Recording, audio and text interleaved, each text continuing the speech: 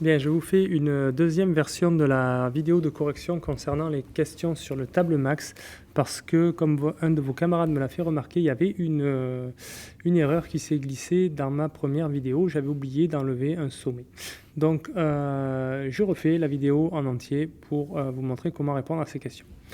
Donc la première question, c'était quel est le cardinal maximum d'un stable dans ce graphe, c'est-à-dire quel est le plus grand stable maximum possible qu'on peut faire. Ok, donc pour ça, il faut trouver un grand stable et puis faire un petit raisonnement pour montrer qu'il n'y en a pas de plus grand. Alors là, en l'occurrence, le petit raisonnement qu'on va faire pour montrer qu'il n'y en a pas de plus grand, c'est que ici, vous voyez, vous avez un cycle à 5 sommets. Sur un cycle, vous ne pouvez pas faire mieux que prendre un sommet sur deux. Et là, comme le cycle il est de longueur 5, en fait, vous ne pouvez prendre que 2 sommets. D'accord ? Si vous prenez un sommet du cycle, vous ne pouvez pas prendre ces deux voisins, donc vous êtes obligé d'en prendre un autre. Et à ce moment-là, vous ne pouvez pas prendre le dernier parce qu'il est voisin de celui-là. Donc sur ce cycle, vous pouvez faire ce que vous voulez, vous ne prendrez que 2 sommets. D'accord ? Maximum. Ici, dans les 3 sommets qui restent, pareil, vous prendrez maximum que 2 sommets parce qu'il n'y en a que 2 qui ne sont pas adjacents parmi ces 3 sommets, c'est G et H. Donc le mieux que je puisse faire, si je veux, c'est faire un stable le plus gros possible, ce serait de faire 4. Et encore, ce n'est pas sûr que j'y arrive. En tout cas, si j'y arrive, il faut que j'en prenne 2 ici, donc forcément G et H, et il faut que j'en prenne 2 là-dedans qui ne sont pas adjacents à G et H. Donc déjà, pas E. Ben oui, c'est facile, je peux prendre B et C par exemple. Mais il y a d'autres solutions. Ça me fait un stable de cardinal 4, et avec le petit raisonnement qu'on a fait avant, on sait qu'il n'y en aura pas de plus gros. Donc je coche 4 pour la réponse à cette question. La deuxième question, c'était de fournir un stable qui ne soit pas maximum, qui n'ait pas de cardinal maximum, mais qui est quand même maximal pour l'inclusion. D'accord, maximal pour l'inclusion, ça veut dire qu'on ne peut pas lui ajouter un autre sommet en gardant la propriété d'être un stable. Alors pas maximum, ça veut dire qu'il ne doit pas avoir cardinal 4, donc il doit avoir cardinal plus petit, 3, 2, ce que vous voulez. Et il faut qu'il soit maximal pour l'inclusion. C'est ça la grosse contrainte, c'est qu'on ne doit pas pouvoir lui ajouter de sommet. Alors, une façon de faire, ce serait de prendre le sommet F, d'accord ? Parce que le sommet F, il interdit à la fois de prendre G et H dans ces deux-là, donc on ne va pas être de cardinal maximum, ça c'est clair. Si je prends F, d'accord, je ne peux pas prendre G et H, donc avec le raisonnement qu'on a fait, je ne pourrais pas faire un stable de cardinal 4, parce qu'ici, je peux en prendre au plus 2. Là, par exemple, j'en prends 2, n'importe lesquels qui restent. Je peux prendre, par exemple, E et B. Okay. Donc là, on peut voir que B, E, F, c'est un stable. Et je peux prendre aucun autre sommet parce que celui-là est adjacent à B, le C est adjacent au E, le D est adjacent au 3, le H et le G sont tous les deux adjacents au F. Donc là, je ne peux pas en rajouter aucun des sommets qui restent et garder que j'ai un stable. Donc ça répond à la question. Les sommets B, E et F, B ici, E et F, sont en effet un stable qui n'est pas maximum, il n'est pas de cardinal 4, mais il est maximal pour l'inclusion. Ok, question 14. Donc la question 14, c'est sur le fonctionnement de l'algorithme de branching vu en cours pour le stable maximum. Il y a une seule chose à savoir dans cet algorithme, c'est que à chaque étape, il choisit de placer un nouveau sommet dans le stable, et il le choisit comment ? Il choisit soit un sommet de degré minimum, soit un de ses voisins à ce sommet. D'accord ? Donc là, on va appliquer ça pour déterminer quels sont les sommets qui sont possibles de placer dans le stable à l'étape suivante. Alors, il y a une erreur d'énoncé là-dedans qui n'empêche pas de répondre à la question, mais en fait, je dis l'algorithme commence par placer A dans le stable, c'est pas possible ça. Justement parce qu'avec la règle que je viens de vous donner, le sommet de degré min, c'est H, il n'y en a qu'un, c'est H. Donc l'algorithme va forcément commencer par placer H ou F dans le stable. C'est pas grave, du coup j'ai tenu compte de ça dans le barème et j'ai compté des points, même si vous n'avez pas répondu bon à la question, en considérant que peut-être vous avez été troublé par cette erreur d'énoncé. Ceci dit, répondons à l'énoncé tel qu'il est fait. Si l'algorithme a commencé par placer A dans le stable. Si l'algorithme a commencé par placer A dans le stable, à ce moment-là, en plaçant A, il a enlevé B et C du graphe. Okay, donc je me retrouve uniquement avec le graphe restreint à ces sommets. Et là, comment est-ce que je peux continuer? À l'étape d'après, l'algorithme doit sélectionner un sommet de degré minimum, c'est-à-dire H, il n'y en a qu'un ici, et il va choisir de placer dans le stable soit H, soit un de ses voisins. Ici, H n'a qu'un voisin. Donc il va choisir de placer dans le stable soit H, soit F. D'accord? Donc là, la bonne réponse à cette question, ça serait de répondre que les sommets suivants qu'on peut placer, c'est soit H, soit F. Alors, si je le fais cette fois, donc ça c'était avec l'énoncé tel qu'il était, si je le fais avec le vrai énoncé, moi j'aurais pas voulu mettre A ici, j'aurais voulu mettre H en fait, puisque ça c'est un départ possible. Alors si je commence par placer H dans le stable et non pas A, qu'est-ce qui se passe ?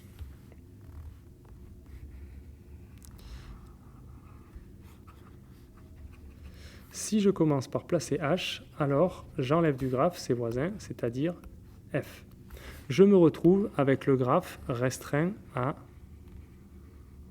ces sommets. Et à l'étape d'après, du coup, l'algorithme va sélectionner un sommet de degré min. C'est quoi ? C'est forcément G, il n'y en a qu'un. C'est G, le sommet de degré min, et il va choisir de placer dans le stable soit G, soit un de ses voisins. Ici, G n'a qu'un voisin, c'est E. Donc dans ce cas-là, la bonne réponse, ça aurait été de dire E et G. Alors, j'ai tout compté juste, et même j'ai compté des points dans les autres cas aussi, parce qu'il y avait cette erreur dans l'énoncé. Alors, pour enfoncer le clou, et pour vous faire quand même l'exemple du fonctionnement correct de l'algorithme, on peut faire une partie de l'arbre des appels récursifs qui est fait par l'algorithme de branching. Donc, à la première étape, d'accord, si je fais l'arbre des appels récursifs, il ressemble à quoi? À la première étape, au nœud racine, j'ai deux solutions. D'accord, on a dit le sommet de degré minimum, il n'y en a qu'un, c'est H. Donc l'algorithme va soit placer H, soit F dans le stable. Soit il place H, c'est une branche de l'algo, soit il place F. Dans la branche où j'ai choisi de placer H, on a dit il y a deux solutions. Donc je la fais cette branche. Okay, j'ai choisi de placer H, donc j'enlève F du graphe, je me retrouve avec ce graphe-là. Et là, il n'y a qu'un sommet de degré min, c'est G. Donc à l'étape d'après, je vais pouvoir placer dans le stable soit G, soit un de ses voisins. C'est-à-dire G, une branche avec G, une branche où j'ai choisi le voisin E plutôt. Okay. Si je place G, je fais cette branche-là, je place G. Donc j'enlève ses voisins. À l'étape d'après, je me retrouve avec ce graphe-là, un chemin à 4 sommets. Qu'est-ce que j'ai comme possibilité de poursuivre? Là, il y a deux façons de sélectionner un sommet de degré minimum, d'accord? C'est soit il y en a deux, sommet de degré minimum, c'est D ou c'est C. Donc là, dans l'arbre, il faut faire un choix. L'algorithme, lui, il va faire un choix. Il va soit choisir D, soit il va choisir C comme sommet de degré min. Mettons qu'il choisisse C, par exemple. S'il choisit C, qu'est-ce qu'il va pouvoir placer dans le stable? Il va placer soit C, soit un de ses voisins, c'est-à-dire A. Donc ici, il y aura deux branches, C et A. D'accord. S'il a choisi de placer C, alors à ce moment-là, il va... Alors, je vais faire le choix inverse, je vais choisir de placer A. Il a choisi de placer A, mettons, je vais dans la branche de A. Okay. Il a choisi de placer A, j'enlève les voisins qui sont C et B. Et là, il ne nous reste qu'un seul sommet dans le graphe, c'est D, c'est donc le sommet de degré min, et c'est lui qui va être placé dans le stable à l'étape d'après. Et là, en l'occurrence, j'ai trouvé un stable maximum.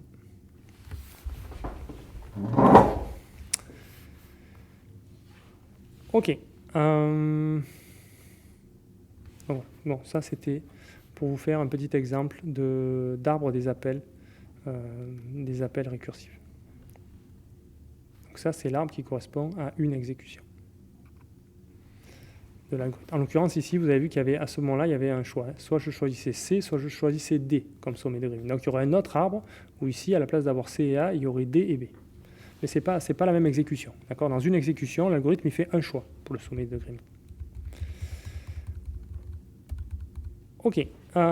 Du coup, quelles étaient les questions d'après ? La question d'après, c'était qu'on vous donnait des séquences de sommets et on vous demandait pour lesquelles ça n'est pas vrai, ça n'est pas possible de placer les sommets dans cet ordre dans le stable par l'algorithme.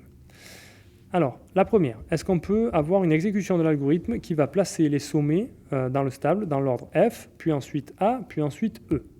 Mais regardons ça. Est-ce que je peux commencer par faire F, A et E ? C'était là qu'était l'erreur dans la vidéo précédente. Si je place F dans le stable, je vais enlever D, H et aussi G, qui est un voisin de F. J'avais oublié celui-là. Du coup, à l'étape d'après, on me demande est-ce que je peux continuer en choisissant A ? Est-ce que je peux continuer en choisissant A ? Oui, pourquoi ? Parce que là, ici, des sommets de degré min, il y en a deux, il y a B et E. Donc si l'algorithme choisit B comme sommet de degré min, il va placer dans le stable soit B, soit un de ses voisins. Donc il peut très bien choisir de placer A, qui est le voisin de B. Donc c'est possible de placer A à l'étape suivante, et quand on place A, on enlève les voisins de A, qui sont B et C. Et on se retrouve avec un graphe où il n'y a plus qu'un sommet qui est E, qui est justement celui qu'on nous avait donné dans la série. Donc oui, c'est possible de placer les sommets dans cet ordre F, A et E. Donc la première, elle est possible, du coup je ne la coche pas. D'accord ? Je coche dans les réponses, on me demandait de cocher celles pour lesquelles ça n'était pas possible. Donc F, A, E, c'est possible, je ne coche pas. F, C, G. Alors, je reprends mon truc d'avant et je vais donc replacer F encore une fois dans le stable. Et ensuite, on me demande est-ce que je peux placer C et G. Donc, quand j'ai placé F, j'ai enlevé ses voisins. Et on me dit F, C, G. Est-ce que je peux choisir de placer C ? Ben oui, encore une fois, même raisonnement qu'avant. Il y a deux sommets de degré min qui sont B et E, qui sont tous les deux de degré 1 dans le graphe qui reste là sur ces quatre sommets. Donc je peux très bien choisir E, l'algorithme peut choisir E comme sommet de degré min, et à ce moment-là, il va placer dans le stable soit E, soit un de ses voisins, c'est-à-dire C. Okay ? Donc il peut très bien continuer en choisissant de placer C, et auquel cas, il va enlever les sommets E et A. Et là, on me dit, le sommet d'après que je voudrais placer dans cette séquence, c'est G. F, C, G. Ici. Donc j'ai placé FC, ça j'ai réussi. Est-ce que je peux placer G ensuite dans le stable ? Ben non, G il est déjà parti. Il est déjà parti, pourquoi ? Parce que c'était un voisin de F. Donc celle-là, elle n'est pas possible. Je ne vais pas pouvoir placer FCG, donc je coche celles pour lesquelles c'est impossible. La séquence suivante, A, H, G. Est-ce que je peux commencer par placer A dans l'algorithme ? D'après ce que j'ai dit avant, non, on ne peut pas. On ne peut pas placer A, pourquoi ? Parce que l'algorithme va toujours commencer par un sommet de degré min, ici il n'y en a qu'un, donc il va choisir soit H, soit F, pour placer au début dans le stable, le sommet de degré min ou son voisin. Donc on ne peut pas commencer par A. Donc là la réponse c'est non, c'est impossible de commencer par A. Donc il fallait répondre non, mais comme il y avait l'erreur d'énoncer avant, et qu'avant j'avais dit oui, l'algorithme commence par placer A, ici, d'accord ? J'avais dit l'algorithme commence par placer A. Donc ça sous-entendait que c'était possible. Donc du coup, malheureusement, je n'ai pas pu compter faux à ceux qui n'avaient pas coché celle-là. Donc celle-là, j'ai compté vrai que vous ayez coché ou que vous n'ayez pas coché. Et la dernière, on va vérifier est-ce qu'elle est possible. F, E, B. Si je commence par placer F, ça on a dit déjà que c'est possible. Je commence par placer F, j'enlève donc ses voisins. Je veux placer E et B. Oui, c'est possible. E, c'est un sommet de degré min, donc je peux très bien continuer en plaçant E. Quand je fais ça, j'enlève ses voisins. Il reste deux sommets, A et B, qui sont tous les deux de degré min. Ils ont tous les deux degré 1. Donc je peux continuer en plaçant B, auquel cas je vais enlever A et j'ai fini. Donc je peux bien faire la séquence F, E, B. Elle est possible, donc d'après la question, je ne la coche pas parce qu'il fallait cocher celles pour lesquelles ça n'était pas possible. Ok, et enfin, Dernière question. On vous demande de comparer la performance d'algorithmes de branching qui ont des vecteurs de branchement différents. Donc le premier, il a vecteur 4, 4. Le deuxième, il a vecteur 4, 4, 4, 4. Donc ça veut dire quoi? Concrètement, ça veut dire que pour le premier, là, pour l'algorithme A, quand il branche, il fait 2 branches et il enlève 4 sommets dans chacune de ces 2 branches. Ça veut dire que là, il se retrouve avec un graphe à n-4 sommets sur lequel il va faire les appels récursifs. Le deuxième algorithme B, il fait un peu pareil, sauf que lui, il n'a pas 2 branches, mais 4. Et il enlève 4 sommets dans chacune de ces branches. Donc partout, il se retrouve aussi avec un graphe de taille n-4. Lequel va faire le moins de calculs entre ces deux algorithmes? Vu que là, la taille des sous-problèmes sur lesquels ils vont calculer, à chaque fois, c'est la même, c'est n-4. Celui qui va faire le moins de calculs, c'est celui qui est capable de résoudre le problème en ne faisant que 2 branches. Parce que celui qui fait 4 branches, il a 4 sous-problèmes à résoudre au lieu de 2. Donc A, quand je fais la comparaison entre A et B, c'est A qui l'emporte, d'accord? C'est A qui est plus rapide. Alors maintenant, il y a C. L'algorithme C, lui, il fait aussi 2 branches, comme l'algorithme A, et il enlève 2 sommets sur chacune de ces branches. Donc il se retrouve avec des instances dans lesquelles il y a n-2 sommets. Okay, comparé à l'algorithme A qui se retrouve avec des instances dans lesquelles il y a n-4 sommets. Lequel est le plus rapide quand je fais la comparaison entre A et C? D'accord. Lequel est le plus rapide entre ces deux-là? Ils font le même nombre de sous-calculs, 2 chacun, mais il y en a un dans lequel on a enlevé 4 sommets, donc le graphe est plus petit que dans celui où on a enlevé 2 sommets. Donc le plus rapide à calculer, ça sera encore l'algorithme A. Quand je fais la comparaison entre A et C, c'est l'algorithme A qui gagne. Donc entre A et B, je sais que c'est A le plus rapide. Entre A et C, c'est A le plus rapide. Donc c'est A le plus rapide parmi ces 3 algorithmes. Et je coche donc la réponse A. Voilà donc pour la correction de ces questions sur les stables maximum. Voilà, donc ça c'est regrettable qu'il y ait eu cette erreur d'énoncé. Du coup, j'en ai tenu compte dans la correction pour pas que vous soyez pénalisés pour ceux qui sont tombés sur cette question. Ce qui est important pour vous de maîtriser, c'est la règle avec laquelle on choisit le sommet qu'on va placer à l'étape suivante dans l'algorithme. C'est toujours un sommet de degré min ou un de ses voisins. Donc on choisit d'abord un sommet de degré min et ensuite on choisit un de ses voisins. Et du coup, si vous savez faire ça, vous savez faire dérouler tout l'arbre des appels récursifs, ce qui peut vous être utile pour répondre aux questions.